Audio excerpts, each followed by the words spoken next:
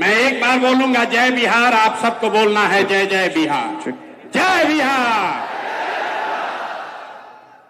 इतनी ही ताकत है क्या? आपने तो नाम हंसा दिया, जय बिहार। और ऊपर के लोग झारखंड में नहीं रहते हैं, आपको भी बोलना है जय बिहार, जय बिहार। शुक्रिया आपका सबका यहां समय निकाल कर आने के लिए। इस मशवरे के मजलिस में आप समय निकाल कर आए हैं, इसके लिए अपने भाई, अपने मित्र प्रशांत किशोर की ओर से आदाब स्वीकार कीजिए। ये मशवरे की महफिल मजलिस है, राजनीति का मजलिस नहीं है। मुसलमानों को मशवरे की जरूरत क्या है, क्यों इस मजलिस की जरूरत है, इसको समझने की बात है। आखिर इस मजलिस को क्यों आहूत किया गया है? हम तो गांव गांव जाकर आपसे मिल ही रहे हैं, फिर आपको इतना कष्ट देकर आपके गांव से, आपके शहर से वापस यहां क्यों बुलाया गया? ये इसलिए कि आज अगर किसी कौम को सबसे ज्यादा मशवरे की जरूरत है तो वो देश का, बिहार का मुसलमान है। ये बात हम खुद से नहीं कह रहे, ये पैगंबर साहब ने आपको बताया। जब आगे का रास्ता न दिखे, जब आगे का रास्ता न दिखे तो मशवरे में खैर है, मशवरे में खैर है। इसलिए आज आपको ये तकलीफ दी है, आपको यहां पर दावत दिया है, आपको बुलाया है। मुसलमानों को मशवरा इसलिए करना है कि आपके हदीस में जो बात आपको बताई गई, पैगंबर साहब के हवाले से जो बात बताई गई कि मुसलमानों की ये जिम्मेवारी है, सही मुस्लिम, सही बुखारी में ये आपकी जिम्मेवारी बताई गई अपने बच्चों के साथ इंसाफ करने की। और आज आपको मशवरे की जरूरत इसलिए है कि देश में आधे से ज्यादा मुसलमान चाहकर भी अपने बच्चों के साथ इंसाफ नहीं कर पा रहे हैं। आपको ये आपके हदीस में बताया गया है, अपने बच्चों की तालीम की, तरबियत की, पढ़ाई की, परवरिश की आप वो नहीं कर पा रहे। तो मशवरा इसलिए करना है कि इस व्यवस्था को कैसे सुधारा जाए ताकि मुसलमान होने के नाते आप अपने बच्चों के साथ इंसाफ कर सके। ये मशवरे की जरूरत इसलिए है कि आपकी कुरान की जो पहली आयत है, इकरा बिस्मे रब्बे कल्लजी खलक, उसका पहला शब्द इकरा, जिसका मतलब है पढ़ो, जिसका मतलब है पढ़ो। और आज आप वो कौम बन गए हैं जो देश का सबसे अनपढ़ कौम है। इसलिए आपको मशवरे की जरूरत है, आपको मशवरे की इस मजलिस में आने की इसलिए जरूरत है कि जिस कौम ने, आपके पुरखों ने अपने खून पसीने से इस देश की आजादी में, इस देश को बनाने में कुर्बानी दी, उसी देश के पार्लियामेंट में, उसी देश के पार्लियामेंट से ऐसे कानून बनाए जा रहे हैं जिससे मुसलमानों का एक बड़ा वर्ग अपने आप को असहज महसूस कर रहा है। उसी पार्लियामेंट से सीए एनआरसी का कानून बन गया, उसी पार्लियामेंट से वक्फ बोर्ड की नई कहानी लिखने की कोशिश की जा रही है। इसलिए यह मशवरे का वक्त है, मशवरे का इस मजलिस की जरूरत इसलिए है कि 20 करोड़ मुसलमान जिनको आप वोट नहीं देते हैं उसकी बात छोड़िए, कम से कम 10 करोड़ वोट जिसको आपने दिया है, जब कोई गरीब, लाचार, असहाय मुसलमान रोड पर भीड़ के द्वारा मार दिया जाता है तो आपका 10 करोड़ वोट पाने वाले लोग, उसमें से 10 आदमी भी आपके साथ खड़ा नहीं होता है। इसलिए मशवरे की जरूरत है, इसलिए ये आज मजलिस बुलाई गई है, इसलिए ये मजलिस बुलाई गई है कि मिलकर मशवरा करके कोई ऐसा रास्ता निकाले कि इन बातों पर अमल किया जा सके। मैं प्रशांत किशोर आपका नेता नहीं हूं, मैं आपका रहनुमा न हूं, न होने का दावा करता हूं।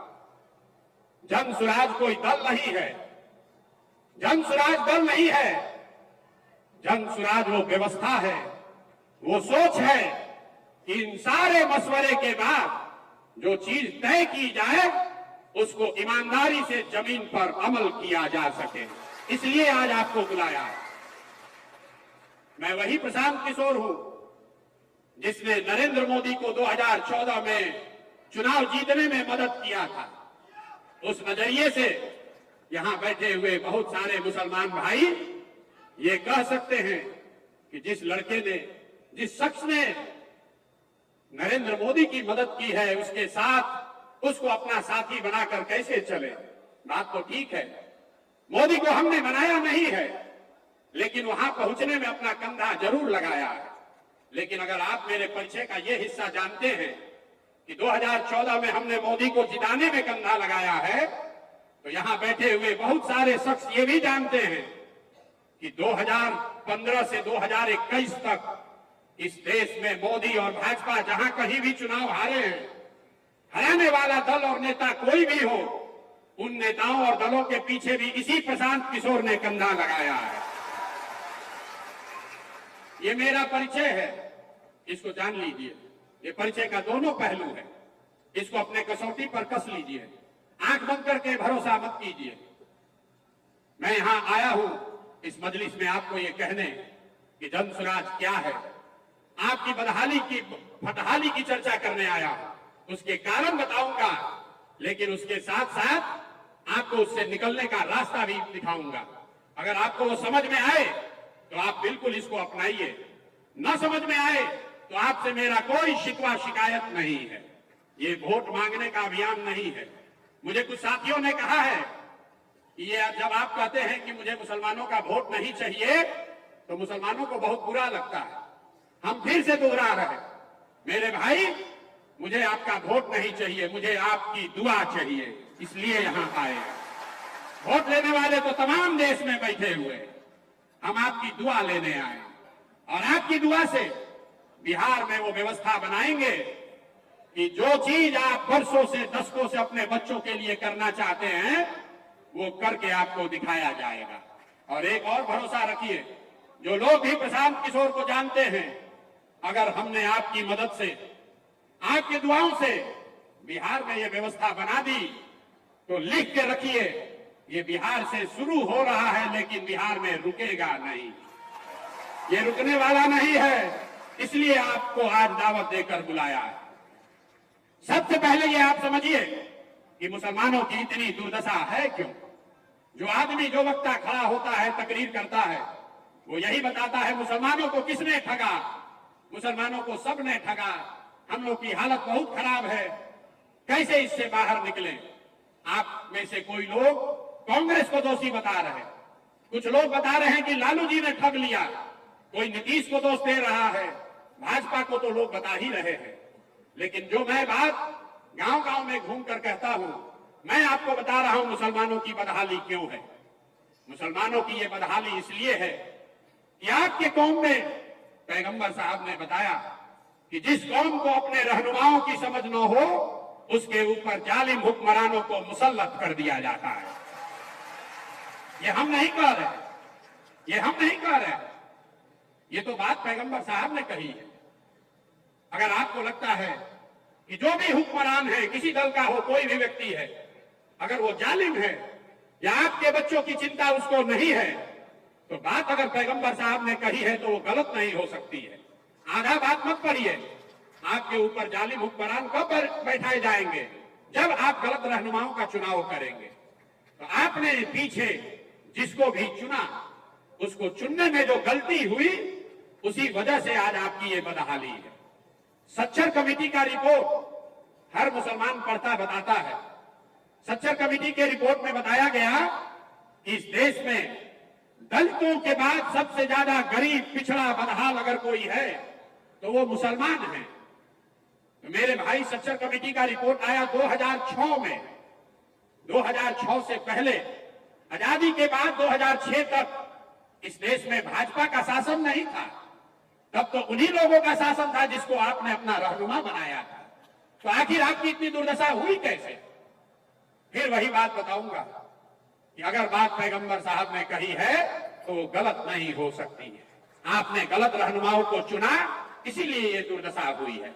आप बिहार के नजरिए से देखिए, आप कह रहे हैं कि भाई हमको यहां विकल्प नहीं है। आपको 2014 में नीतीश कुमार के तौर पर एक विकल्प मिला था। आज मैं नीतीश के विरोध में खड़ा हूं, लेकिन 2014 में नीतीश कुमार ने मुसलमानों के साथ कोई गलती धोखा नहीं किया था। आपको याद होगा 2010 में जब नीतीश और भाजपा की सरकार चल रही थी बिहार में, तो 2010 के विधानसभा चुनाव में यही नीतीश कुमार हैं जिसने नरेंद्र मोदी को बिहार में घुसने नहीं दिया था।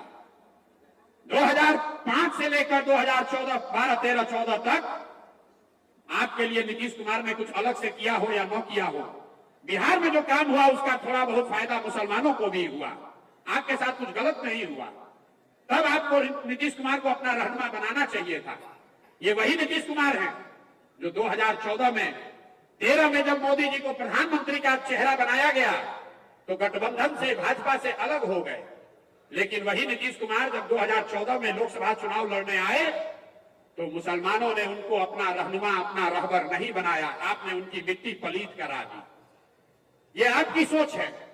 और वही नीतीश कुमार अभी 2 महीना लोकसभा चुनाव के पहले सीएए पर आपके खिलाफ वोट देने के बाद, 2017 में आपको ठगने के बाद, वही नीतीश कुमार फिर जब इंडिया अलायंस में चले गए तब आपको उनको अपना रहनुमा नहीं मानना चाहिए था। लेकिन मुसलमानों को लगा कि नीतीश कुमार अब हमारा नया रहनुमा हो सकता है।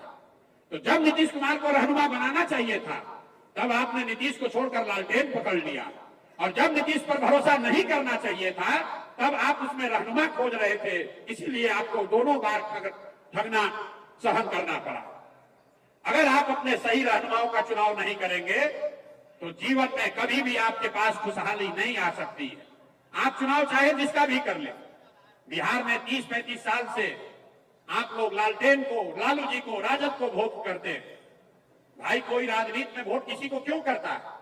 वोट करने की 3 ही वजह है।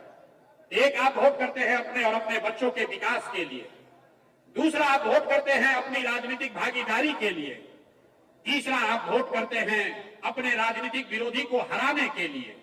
आप छोड़िए जन स्वराज की बात, आप इन तीनों पैमानों पर अपने 30 वर्ष के निर्णयों को कसकर देखिए।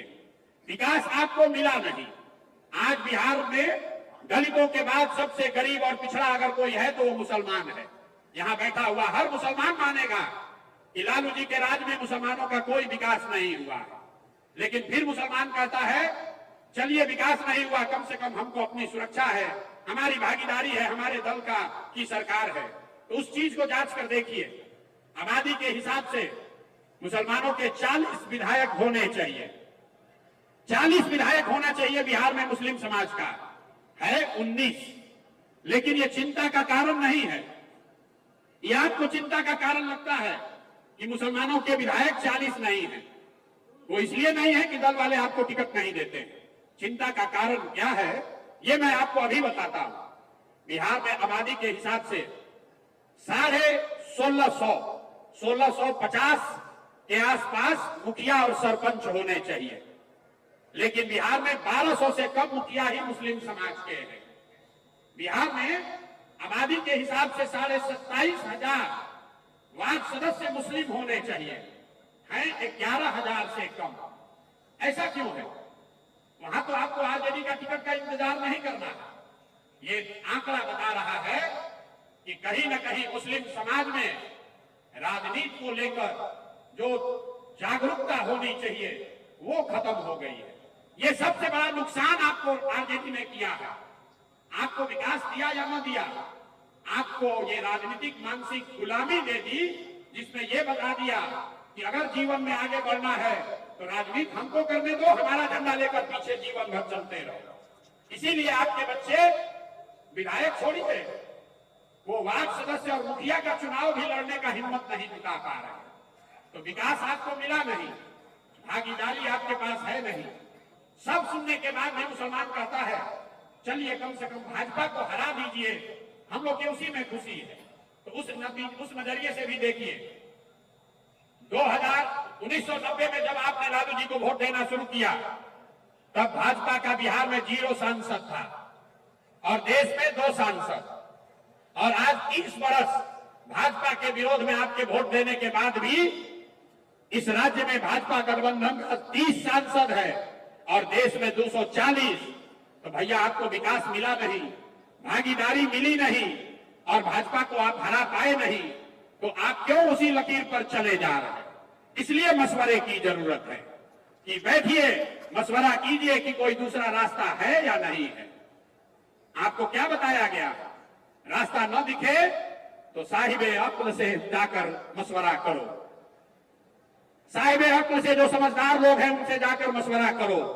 लेकिन मुसलमान आज मशवरा नहीं करना चाहता, बैठा हुआ है, वो जद्दोजहद नहीं करना चाहता है। उसको भाजपा का डर दिखाकर ये राजनीतिक बंधुआ मजदूर बना दिया गया है, इसलिए ये जन सुराज की व्यवस्था बनाई जा रही है। अब हम आपको आपकी परिस्थिति पर चर्चा करने के लिए खाली नहीं बुलाए, आपको अभी इससे निकलने का रास्ता भी बताएंगे।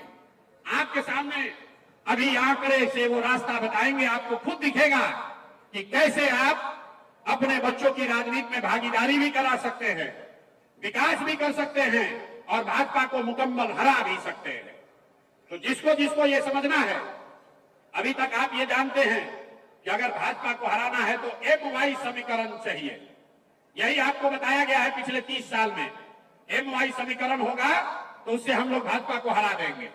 लेकिन उस सारे समीकरण से आप भाजपा को अभी तक नहीं हरा पाए। ऐसा क्यों? ऐसा इसलिए कि अब MY समीकरण कहीं बचा ही नहीं है।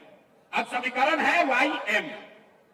जहां Y खड़ा होता है वहां पर मुकम्मल M समाज के, मुसलमान समाज के लोग उसको वोट देते हैं। लेकिन जैसे ही मुसलमान खड़ा होता है तो आधे से ज्यादा Y समाज के लोग हिंदू मुसलमान के नाम पर जाकर भाजपा को वोट देता है। अब तुरंत कोई कहेगा कि ये तो यादव लोग हमको धोखा दे रहे हैं। नहीं, ये यादवों की गलती नहीं है। अगर ये समीकरण आप सवर्ण के साथ, ब्राह्मण के साथ, दलित के साथ, कुशवाहा के साथ बना लीजिए तो भी यही होगा। जब वो खड़े होंगे तो आप उसको मुकम्मल वोट दीजिएगा, लेकिन जैसे ही आप खड़े होइएगा तो विचारधारा की तलवार से आधा लोग उसमें कट के हिंदू मुसलमान के नाम पर आपके खिलाफ में वोट करेगा। ऐसा क्यों है? ऐसा इसलिए है कि एक आंकड़ा याद रखिए, इस देश में भाजपा को 36% वोट आया है। इस देश में हिंदू रहते हैं 80%। ध्यान से इसको सुनिए, 80% इस देश में हिंदू रहते हैं और भाजपा को 36-37% वोट आया है। इसका मतलब है कि करीब करीब आधे हिंदू आज भाजपा को वोट नहीं दे रहे, भाजपा को वोट दे रहे हैं। जो लोग भाजपा को वोट दे रहे हैं वो किसी एक जाति के नहीं हैं, वो सभी जातियों में हैं। इसका उदाहरण देखिए, बिहार में भाजपा को मोदी जी को वोट पड़ा है, लेकिन मोदी जी के जाति का कोई आदमी बिहार में नहीं रहता है। वो लोग जो मोदी और भाजपा को बिहार में वोट देते हैं वो हिंदू मुस्लिम के विचारधारा से प्रभावित होकर उनको वोट देते हैं। इसी आंकड़े में आगे का रास्ता छुपा हुआ है। आपको समझना यह है कि वो कौन आधे हिंदू हैं जो भाजपा को आज वोट नहीं कर रहे। कभी कभी आप लोग उसको खोजने की कोशिश करते हैं तो किसी को वो यादव दिखता है, किसी को कुशवाहा दिखता है, किसी को दलित दिखता है। मैं आपको बता रहा हूं वो कौन हिंदू है जो भाजपा को वोट नहीं कर रहा। जो हिंदू गांधी जी की विचारधारा को मानने वाला है वो आज भाजपा के आज के विचारधारा से इत्तेफाक नहीं रखता है। जो हिंदू अंबेडकर, बाबा साहब अंबेडकर की विचारधारा को मानने वाला है वो भी भाजपा को वोट नहीं करता है। जो हिंदू कम्युनिस्ट विचारधारा को मानने वाला है वो हिंदू भी भाजपा को आज वोट नहीं करता। और जो लोग जयप्रकाश और लोहिया के समाजवाद को मानने वाले हैं वो भी भाजपा को वोट नहीं करते हैं। तो इन 4 विचारधारा के मानने वाले हिंदुओं को अगर आप इकट्ठा करें तो वो करीब करीब आधे हिंदू हुए। तो राजनीतिक सफलता का जो मंत्र है ये विचारधारा के आधार पर इन 4 विचारधारा के मानने वाले हिंदुओं के साथ अगर 20% मुसलमानों का सामाजिक राजनीतिक गठजोड़ बना दिया जाए तो आप हुए 7, भाजपा हुई 40 और पूरा मुकम्मल उनको राजनीतिक शिकस्त दी जा सकती है। इसी विचारधारा पर, इसी फॉर्मूले पर यह जन सुराज की नींव रखी गई है कि जाति के आधार पर नहीं, धर्म के आधार पर नहीं, विचारधारा के आधार पर जो लोग आज भाजपा से लड़ना चाहते हैं उनके साथ सामाजिक राजनीतिक गठजोड़ अगर मुस्लिम समाज के लोग बना दें तो आपको हर चुनाव में सफलता मिलनी ही मिलनी है। यहीं पर ओवैसी साहब जो कह रहे हैं और जन सुराज जो कह रहा है, यही फर्क है। ओवैसी साहब ये कह रहे हैं कि मुसलमानों को अपने पैर पर खड़े होकर अपना राजनीतिक वजूद बनाने के लिए लड़ाई लड़नी चाहिए। जन सुराज ये कह रहा है कि मुसलमानों को अपने पैर पर खड़े होकर अपना राजनीतिक वजूद बनाना चाहिए, लेकिन अकेले नहीं, उन आधे हिंदुओं के साथ करना चाहिए जो विचारधारा के आधार पर आपके साथ चलने को तैयार है। एक बार आपने ये कर लिया तो ये थियरी नहीं है। जो लोग हमको जानते हैं उनको पता है प्रशांत किशोर को और कुछ आए चाहे नहीं, चुनाव लड़ाने आता है। 1-2 राज्य में नहीं, हमने 10 राज्य में ये करके देखा है। आप बगल का राज्य है बंगाल, वहां पर 27% मुसलमान रहता है और जब हमने दीदी का कैंपेन किया उनको वोट आया 49%, मतलब 70% में, वहां 70% करीब हिंदू है। आधे हिंदुओं को मैंने मुसलमानों के साथ जोड़ा, तब दीदी को उतनी बड़ी सफलता मिली। तो अगर ये काम पहले किया गया है तो इसको बिहार में भी किया जा सकता है, इसलिए आपको दावत देने आए। इस चीज को आत्मसात कीजिए और आपको सफलता मिलेगी ही मिलेगी। लोहे को लोहा काटता है। आपकी जिनसे लड़ाई है वो विचारधारा आधारित व्यवस्था है। आपकी लड़ाई भाजपा से नहीं है, आपकी लड़ाई मोदी शाह से नहीं है, आपकी लड़ाई संघ से है जो विचारधारा आधारित व्यवस्था है। वो एक दिन में गांधी मैदान में रैली करके नहीं बना है, वो एक चुनाव के लिए नहीं बना है, वो पिछले 40-50 सालों में उस विचारधारा के मानने वाले लोगों ने एक एक कतरा करके धीरे धीरे उसको बनाया है। तो अगर संघ की विचारधारा से लड़ना चाहते हैं तो उसका एक ही हथियार है, महात्मा गांधी की विचारधारा को पुनर्जीवित किया जाए। वही एक धारा है, दूसरा कोई उपाय नहीं है। तो जन सुराज वही प्रयास है, महात्मा गांधी की विचारधारा को फिर से पुनर्जीवित किया जाए, जिसमें गांधी, अंबेडकर, कम्युनिस्ट और समाजवाद को मानने वाले लोग मुसलमानों के साथ मिलकर सामाजिक राजनीतिक ऐसा गठजोड़ बनाए जिसको कोई चुनाव में हरा नहीं सकता है। इसीलिए मैं रोज कहता हूं कि जीतेगा जन सुराज ही, जीतेगा जन सुराज ही।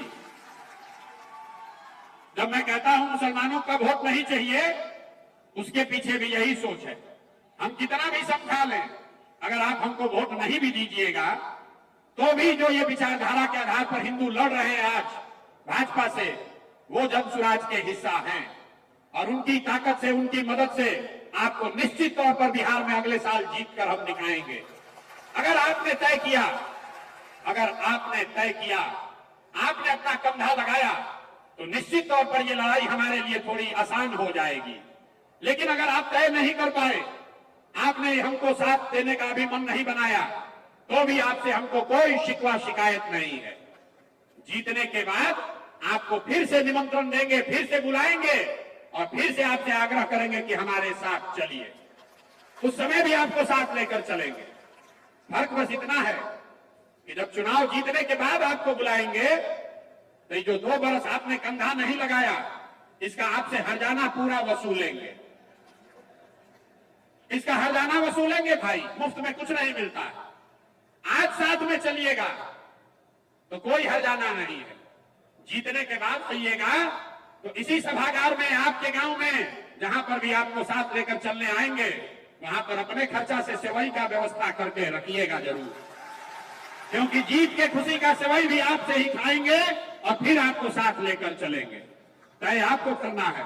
अभी साथ में चलना है, लब्बैक अभी कहना है कि चुनाव के बाद कहना है?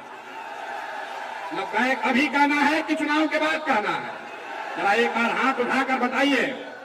हाथ उठाकर जिसको लब्बैक कहना है बताइए, खड़े होकर बताइए। लब्बैक कहने को तैयार हैं? मान लें सबको बैठ जाइए। सबने आपको एक दूसरे के साथ देखा है। पूरे मंच को साक्षी रख के, इस सभागृह में बैठे, इस मजलिस में बैठे सबको साक्षी रखकर आपने लब्बैक कहा है। आपने कहा है, लब्बैक इसलिए नहीं कहा है कि जमसुराज को वोट देना है। लब्बैक इसलिए कहा है कि हम लोग मिलके वो व्यवस्था बनाएंगे कि अपने बच्चों के साथ इंसाफ कर सकें। अब एक बार अपने बच्चों के साथ इंसाफ कर सके, ऐसी व्यवस्था बनाने के लिए जो लब्बैक कहना चाहता है हाथ उठाइए, उठाइए हाथ फिर से। और लब्बैक कहने को तैयार हैं कि नहीं है? आपके बच्चों के साथ इंसाफ होना चाहिए कि नहीं होना चाहिए? होना चाहिए। तो प्रशांत किशोर आपका नेता नहीं है, आपका रहबर रहनुमा नहीं है, लेकिन आपको ये विश्वास दिला रहे हैं कि आप हमको वोट दीजिए या मत दीजिए, आपने हमको दुआ दी है। अब अपने अपने बच्चों को हमारे पास भेजिए, जमसुराज के पास भेजिए। आपके गांव में, आपके पंचायत में, आपके इलाके में कोई भी लड़का, चाहे वो जितने भी गरीब परिवार का हो, अगर उसमें राजनीति की सलाहियत है, अगर वो राजनीति करना चाहता है, उसके पास पैसा नहीं है तो कोई बात नहीं है, उसके पिताजी, उसके घर वाले राजनीति में बड़ा चेहरा नहीं है तो कोई बात नहीं है। पैसे का चिंता, व्यवस्था का चिंता अपने भाई, अपने बेटे प्रशांत किशोर पर छोड़िए, लेकिन उन बच्चों को भेजिए, उन बच्चों को मेरे पास भेजिए, जमसुराज के पास भेजिए। इस पूरे सभा में आपको साक्षी रखकर ये बता रहे हैं, अगर अपने समाज से किसी बच्चे को भेजोगे तो उसको प्रशिक्षित भी मैं करूंगा और जमसुराज के खर्चे पर चुनाव भी निश्चित तौर पर लड़ाऊंगा। ये देखिए खड़ा होकर कह रहे हैं अफाक अहमद, पहली बार बिहार के उच्च सदन विधान परिषद में आपके समाज का कोई आदमी चुनकर गया है। इनको लालू जी ने नहीं भेजा है, कांग्रेस में थे, कांग्रेस ने नहीं भेजा है, जमसुराज ने अपने कंधे पर बैठाकर इनको सदन में भेजा है। तो हमको आपसे वोट मांगने बहुत लोग आते हैं, हमने आपसे आपकी दुआ मांगी है और हम आपसे आपके समाज से बच्चे मांग रहे हैं।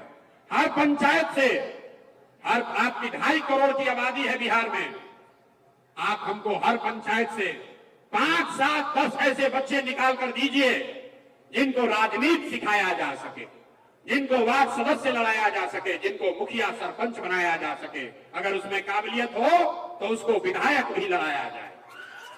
अब यहां जो लोग बैठे हैं, इधर जो बैठे हैं वो कम, लेकिन जो इधर बैठे हैं उनका इसमें कोई दिलचस्पी नहीं है कि मुखिया लड़ाइएगा कि नहीं, इनका दिलचस्पी है कि विधायक कैसे लड़ाइएगा, ये बताइए, है कि नहीं है?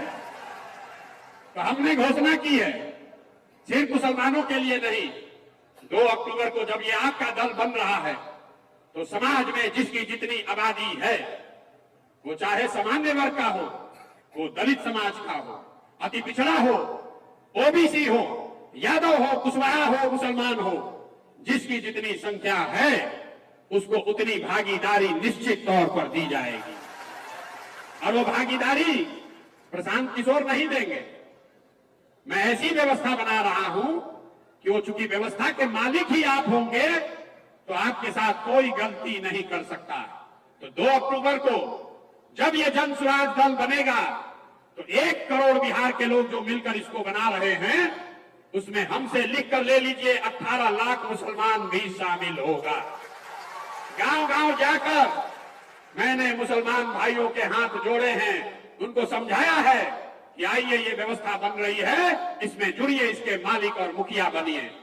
जब ये दल बनेगा और 2 तारीख को इसके 25 लोगों के नेतृत्व की घोषणा की जाएगी तो उसमें 4 या 5 मुसलमान साथी भी चुनकर आएंगे जो इस दल का नेतृत्व करेंगे। इसमें कोई अल्पसंख्यक प्रकोष्ठ नहीं है, कोई प्रकोष्ठ नहीं।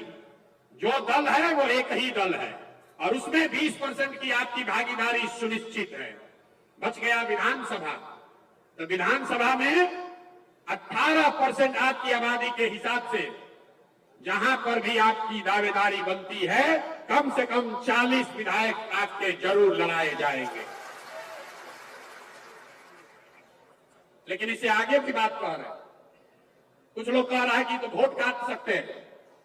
तो आपने आज तक इसको रहनुमा बना के रखा है, इस मंच से सीधी आपके जरिए उनको घोषणा चुनौती दे रहे हैं।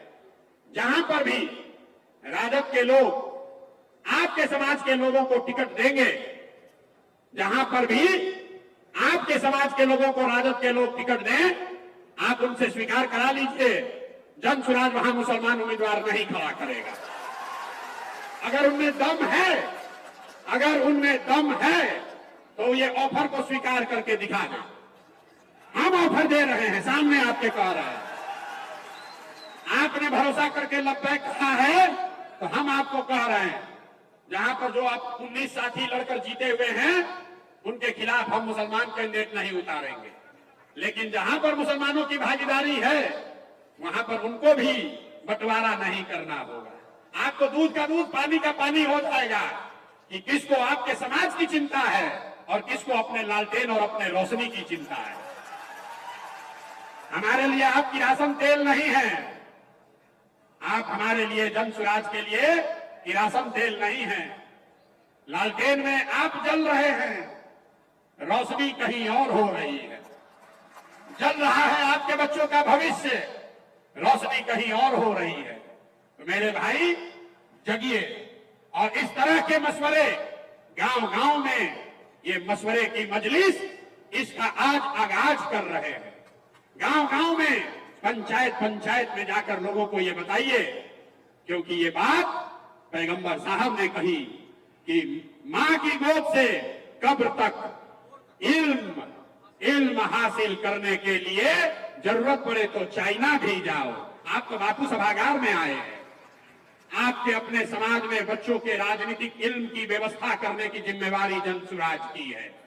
अगर उसमें क्षमता है तो उसको चुनाव लड़ाने की गारंटी भी जनसुराज की है। और अगर जनसुराज से प्रशांत किशोर चुनाव लड़ा रहे हैं तो 10 वर्ष में आपने देखा है, एक बार जिसका हाथ पकड़कर हमने चुनाव लड़ाया है, जीतना हारना तो ऊपर वाले के हाथ में है, लेकिन लिख कर रखिए कि अगर चुनाव लड़ाएंगे तो सामने वाले का दांत खट्टा करके दिखाएंगे। अब एक दो साथियों का मैं परिचय कराना चाहता हूं। एक साथी अभी 2 दिन पहले जुड़े हैं, मैं चाहूंगा कि 2 मिनट एक बार आप लोग जोरदार तालियों से इनका स्वागत कीजिए और 2 मिनट में इनसे चाहूंगा कि ये बताएं कि 10 वर्षों से संघर्ष के बाद इनकी पार्टी है, क्यों जनसुराज में जुड़ रहे हैं। अस्सलाम वालेकुम एवरीबॉडी। तमाम हाज़रीन मजलिस, आप तमाम लोगों को ये बताते हुए बहुत खुशी हो रही है कि मैं आज जनसुराज का एक हिस्सा बन रहा हूँ।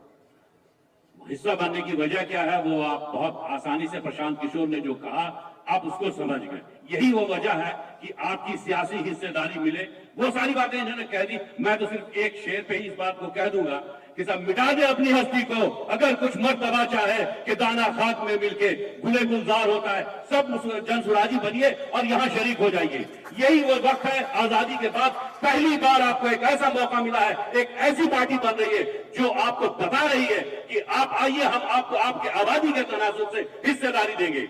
जब आपको आपके आबादी के हिसाब से हिस्सेदारी मिलेगी तो यकीन जानिए वो तमाम मुश्किलें जिसकी वजह से आज आप परेशान हो रहे हैं, आज इन सीए नासिब प्रशांत बाबू ने आपको बता दिया, ये तमाम चीजें जो बन रही है, क्यों आज आप जितनी मीटिंग बुला लें कुछ नहीं होने वाला है जब तक आप वहां नहीं पहुंचेंगे। और वहां पहुंचेंगे कब? जब आपके अंदर सियासी सूझबूझ होगी, सियासत करने जानेंगे, वही सियासत जो आज प्रशांत किशोर बता रहे हैं और आपको दावत भी दे रहे हैं कि आप आइए और आके इनसे जुड़िए, सियासत सीखिए। सियासी हिस्सेदारी के बगैर आपको कुछ नहीं मिल सकता। जब तक आप अपने हक के लिए खुद नहीं खड़े होंगे, अपने आप को खुद आगे नहीं बढ़ाएंगे, कोई ताकत आपको नहीं बढ़ा सकती। किसी लालू ने नहीं ठगा, किसी कांग्रेस ने नहीं ठगा, आप ठगे गए। आप अपने घर का मुहाफिज दूसरे को बनाएंगे, आप ठगे जाएंगे। आज जिस तरीके से खुले दिल से कह रहे हैं प्रशांत जी, अगर इस वक्त भी हम नहीं आए और हम नहीं सुधरे तो यकीन जानिए दुनिया की कोई ताकत हमको नहीं सुधार सकती। यही बात कह करके मैं अपनी बात खत्म करता हूं और शुक्रिया। मैं इनसे गुजारिश कर रहा हूं कि अपने साथ मुझे जुड़। बहुत बहुत अशफाक साहब का बहुत बहुत धन्यवाद। इन्होंने कहा कि इन्होंने खुले मन से कहा है भागीदारी का। इस देश में भागीदारी की बात पहले भी हुई होगी। हम सिर्फ भागीदारी की बात नहीं कर रहे, हम आपको सिर्फ टिकट नहीं देंगे, आपको अपने खर्चे पर, जन स्वराज के खर्चे पर लड़ाएंगे भी। सिर्फ भागीदारी की बात नहीं है। नाम पूरा करने के लिए हारने वाले सीट पर किसी मुसलमान को दे दिया, जिस मुसलमान को दिया उससे भी 2-4 करोड़ रुपया ले लिया। ये सियासत आप देखते आए हैं। हम आपके समाज से भी चोर बदमाश ठग को नहीं खड़ा करना चाहते हैं। आप अपने समाज के सबसे अच्छे, सबसे बेहतर, जिस पर आपका भरोसा है उसको भेजिए। ये चिंता मत कीजिए कि उसके पास चुनाव लड़ने का पैसा है कि नहीं है। अथाक अहमद पैसे से एमएलसी नहीं बने। जन स्वराज ने एक बार तय कर लिया कि आदमी अच्छा है तो इसको कंधे पर बैठाकर सदन में पहुंचाए। तो अगर आप आगे ये समझ रहे हैं, तुरंत अभी हम कहेंगे, अभी तुरंत आप देख रहे हैं कि जब से जन स्वराज की ये चर्चा शुरू हुई है, आपके जितने लोग बैठे हैं राजनीति से जुड़े हुए, सबके पास सामने से फोन आ रहा है। तो और कुछ कीजिए या मत कीजिए, मेरा इतना धन्यवाद ये इसलिए कीजिए कि कम से कम आपको पूछना तो शुरू किया। अभी तक तो आपको पूछ भी नहीं रहा था। जिसको जिसको अनुभव ये नहीं है, इस कार्यक्रम के बाद हमारे साथ एक फोटो खिंचवा लीजिएगा और उसको फेसबुक पर डालिए और देखिए कि कैसे सारे दल वाले आपको फोन करते हैं, अरे भैया काहे नाराज हो, प्रशांत किशोर से काहे मिल रहे हो। ये ताकत है जन स्वराज की। अभी दल नहीं है, अभी आपको चुनाव नहीं लड़ाए, आपको हिस्सा नहीं दिया, आपको जिताए नहीं, सिर्फ एक खिड़की आपके लिए खोली है, उसी से आपकी राजनीतिक बंधुआ मजदूरी खत्म हो रही है। इस मंच पर बैठा हुआ कोई ऐसा आदमी नहीं है जिसको 8 आदमी, 10 आदमी, 20 आदमी ये दबाव नहीं बना रहा है कि अरे भाई जन स्वराज की ओर क्यों जा रहे हैं।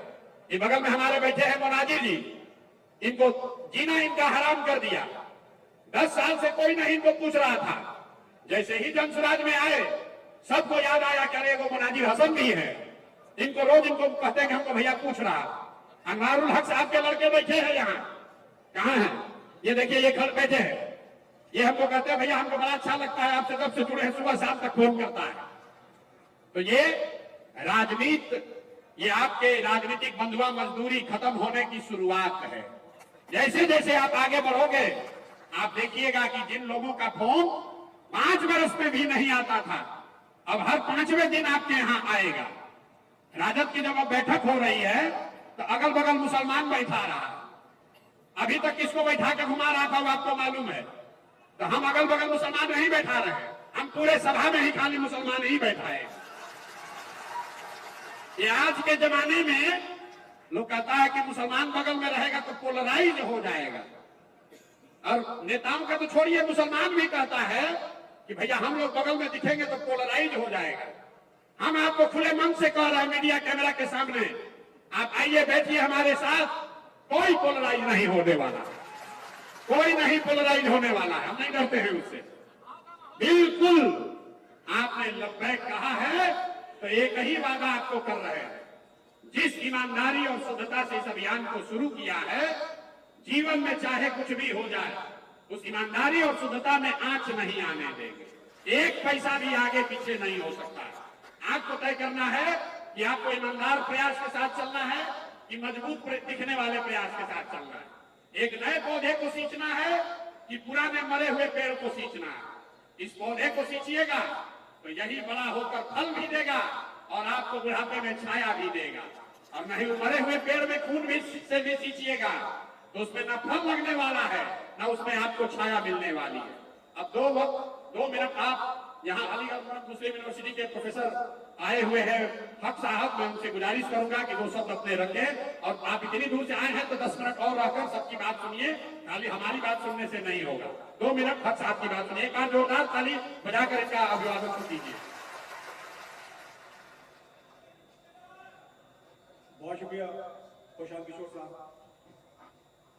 एक टूटी हुई जंजीर की फरियाद है हम, एक टूटी हुई जंजीर की फरियाद है हम, और दुनिया ये समझती है कि आजाद है हम भी तामीर वतन में है बराबर के शरीक, दरो दीवार अगर तुम हो तो बुनियाद है हम।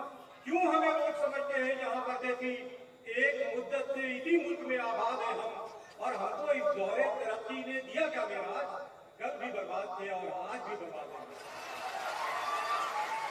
प्रशांत किशोर साहब की बात मैं बहुत गौर से सुन रहा था और मैं तकरीबन आप ये समझिए कि एक PhD थीसिस इनके ऊपर करवा सकता हूँ अपने अंडर। एक वहां से जहां पे ये कोर स्ट्रेटेजिस्ट हुआ करते थे और जन स्वराज को मैं पहले दिन से फॉलो कर रहा हूँ। मेरे बहुत सारे स्टूडेंट आफिया और साकिब कलीम ये सब यहाँ शामिल हैं।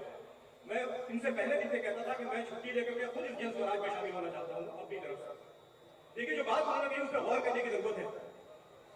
आप ये याद रखिए कि आप जहां कहीं भी हो, सियासत में आपको दिलचस्पी हो या ना हो, सियासत को आपको दिलचस्पी है।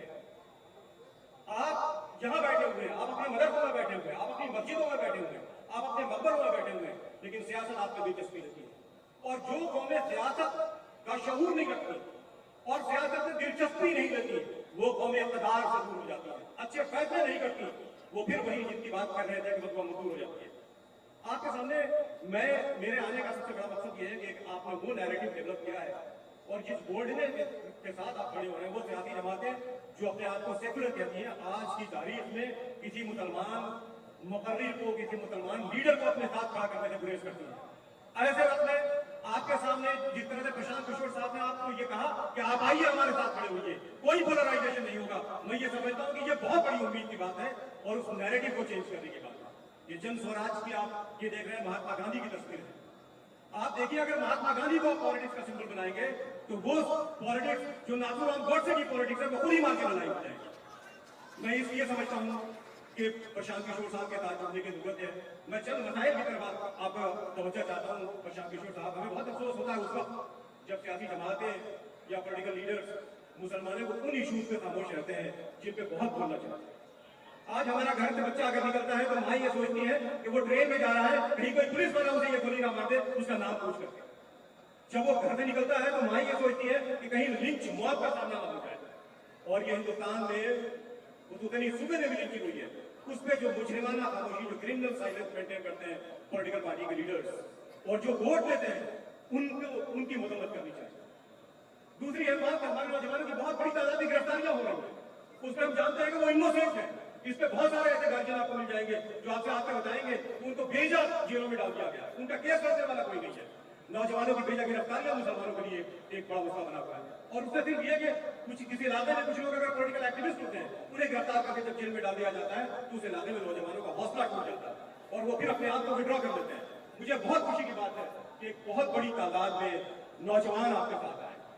और तीसरी अहम बात कि आपने पॉलिटिकल लीडरशिप की है। ये जो स्टूडेंट्स की जो जामिया अलीगढ़ मुस्लिम यूनिवर्सिटी और जवाहरलाल नेहरू यूनिवर्सिटी की गई तलबा व तालिबात जिनको आपने पॉलिटिकल लीडरशिप की ट्रेनिंग दी है, मैं ये समझता हूँ कि आने वाले दिनों में ये न सिर्फ बिहार का बल्कि हिंदुस्तान का मुस्तकबिल लिखेंगे। और आखिरी बात मैं ये कहना चाहता हूँ, क्योंकि वक्त बहुत कम है, प्रशांत किशोर साहब अपनी बात कह चुके हैं, अब कुछ बोलने की गुंजाइश नहीं है। मैं आखिरी बात आपके सामने ये रखना चाहता हूँ कि देखिए जो अम्बेडकर ने कहा था, डॉक्टर अम्बेडकर ने कि political power is the master की, उन्होंने कहा था कि जो सियासी ताकत है वो मास्टर की है, वो कुंजी है, यानी वो कुंजी से तमाम तरक्की के राहें खुल जाती है। तो आप उस कुंजी को अपने हाथ में लेने की कोशिश करें और एक तब्दीली की सियासत, तगय्युर की सियासत और जो चेंज की सियासत है उसकी तरफ अपना कदम बढ़ाएं। बहुत बहुत शुक्रिया।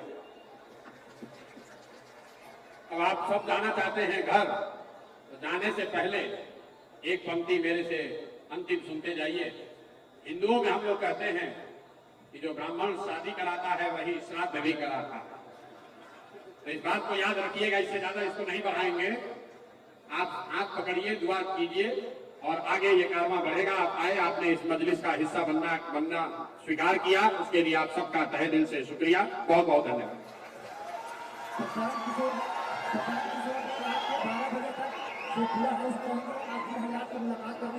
आप जाकर उनसे पूरा मुलाकात कर सकते हैं।